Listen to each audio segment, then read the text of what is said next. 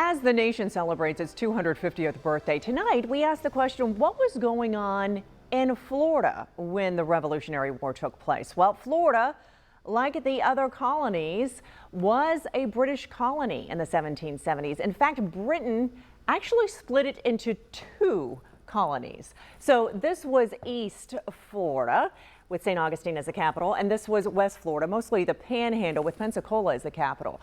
And you've heard of the original 13 colonies. Well, to Britain, East Florida was literally the 14th colony, and West Florida was the 15th colony.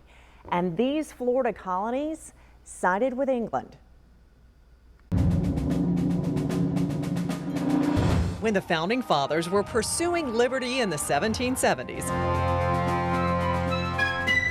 Florida was getting rich off of indigo plantations and the plant used to make dye. Indigo was bringing in the dough. Bringing in the dough. So when the neighboring 13 colonies declared independence from Britain, Florida and St. Augustine heard about it not on July 4th, but nearly a month later. On August 11th, 1776, news of the Declaration of Independence reached St. Augustine. The colonists here were going, you want us to do what? We just started making money.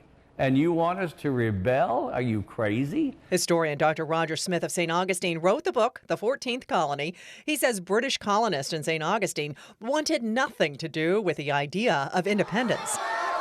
They had a huge crowd gather in the plaza with effigies of Samuel Adams and John Hancock, strung them up in the trees and set them on fire. During the war, the Americans tried to come in from Georgia and attack Florida, but they never got farther south than what is now Jacksonville.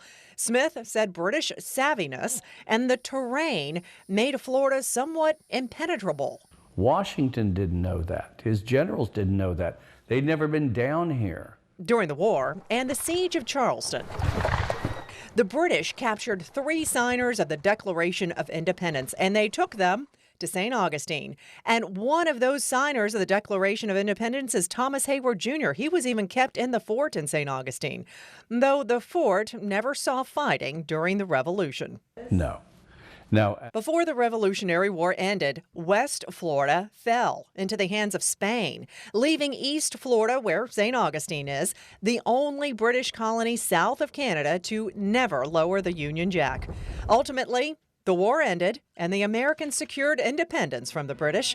So what happened to the proud colonists in East Florida who supported the British crowd?